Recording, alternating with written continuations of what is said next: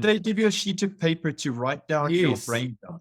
Yes, I was given And a sheet of pen? paper, a pen, yes, and a calculator. Oh. What kind of calculator did they give you? Just a simple one? Yeah, no, a very small, small, simple one, which just had like numbers, plus, division, Okay. minus. And all. And tell me, how many questions did you have that you desperately needed that calculator for? I did not use the calculator. Oh, okay. I did not use the calculator. I did not use the sheet to write. I did not. I did not get. So I don't know how this exam comes, but I didn't get any calculation question. That is unusual. That normally Yes. there are some simple calculation questions Yes, where you I was don't need a expecting calculator. that. Yes. Yeah. I was expecting that. One thing that I got was a question which was talking to the cost performance index, CPI. Yes, there was a question talking to that, but then you just had to, like, you knowing that CPI should be 1 or above, shouldn't be below 0. If it's below 0, you understand? So, like, being aware of that information allowed me to answer that question. So there was no need of me to do any calculation. Yes. And tell me, just in terms of your thought, if you zoom out from your exam, if you were to say, were there more agile questions or more predictive questions? When I say agile and hybrid, or were there more predictive questions? Or would you say it was even split? I must say, predictive was around about 60%. Okay. 60% predictive, 30% agile, and 10% was hybrid, like a mix of agile and predictive. And one thing that I noticed, Philip, the first 60 question, I was not that confident. It was a little bit tough, a little bit, to be honest. So I started writing, and when I reached question 60, they asked me if I wanted a break. Obviously, I needed that.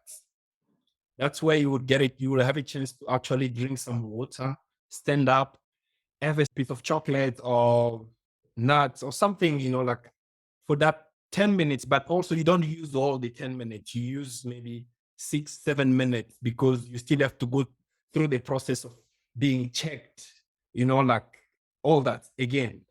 Oh, so this is like at the airport? Yes. So every time you stand up, for you to go back to your station, you have to go through the process of being checked. Like they check your belts, they check your call, they check. Like they don't touch you, but you do it. They watch you do it in front of a camera. So it's quite professional and not intimidating because you should expect such if you go right. Like that kind of exam, you should expect such. So I don't think one should be intimidating or even not be able to write their exam or being affected by the fact that they will be checked. So as you go write such, you must have a mindset to say, I'm expecting to be checked. I'm expecting to all those things. Yeah. So that it doesn't have to interfere with your mindset. You understand? So every time, so I stood up twice. I took both breaks. Like you need that because the moment you come back in front of your computer, you are refreshed and you are able to flow through with the question. One other thing, as you go through the question, if you see that the question is taking longer, you must just say no, you will come back to it, move to the next question because the next question might be easier than that question. You might waste 3 minutes in one question and might not even be able to catch up like at the end of the exam as you come back. Yes, that's particularly useful for the questions where you've got 5 lists on either side and you have to drag and drop it to the right place on each side. Yes, the drag and drop question. But it's very helpful to just push that to the end where you've got more than 60 seconds to look at it. Would you say that there is any way that a student is able to spot for the exam? I keep on telling my students that if you spot, you will fail. but I need to hear it from somebody who's gone to write that you agree with that. So in other words, if you pick a chapter, let's say I pick stakeholder management, spent a lot of time studying that. I know that inside out and upside down. So I pick stakeholder management and integration management. And then I focus on planning, the planning process group. And I also know my Agile manifesto, a couple of things. I've learned my inputs and outputs. So I should be fine because I spotted for stakeholder management and integration management. So therefore I'm fine. I don't need to focus on the other things too much. But you are setting up yourself to a fail. Doing it that way, you are setting up yourself to a fail. Okay.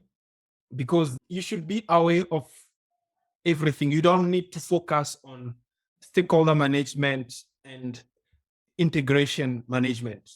Like you need to be aware of what's happening there, what's happening there, what's happening there.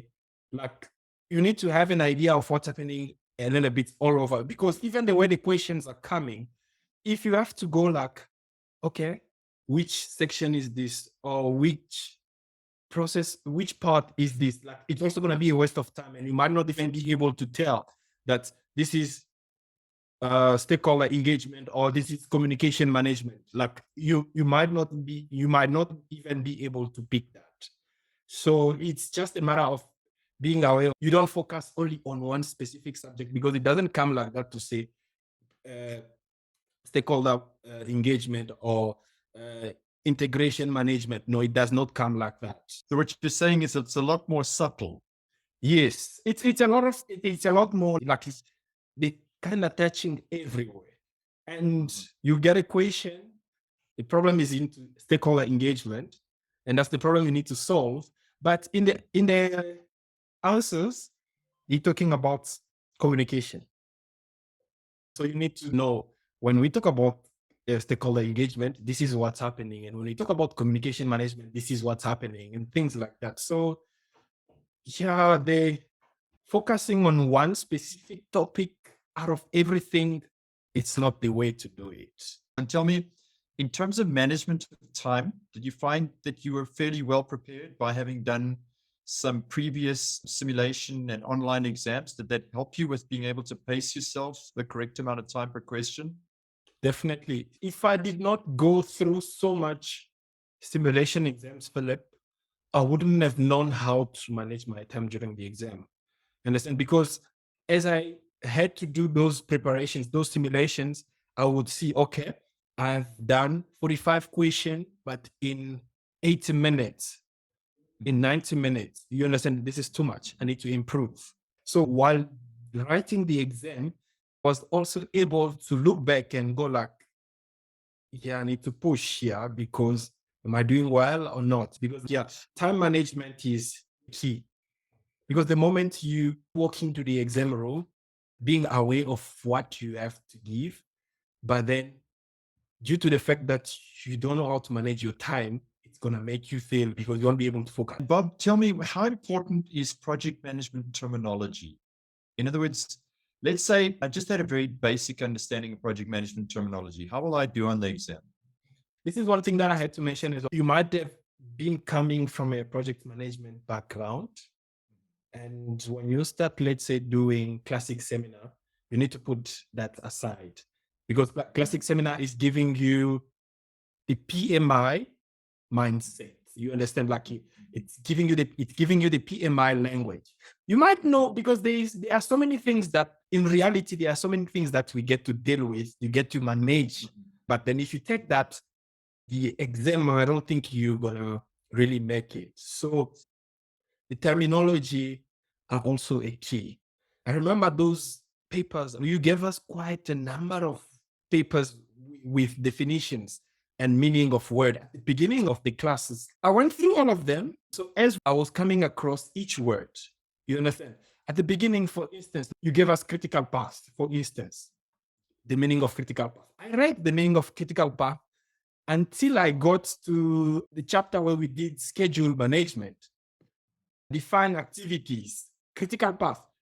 Then the word came back like, oh, okay, this is where I applied this word. You understand? So it's critical to actually be aware of your terminology as well in the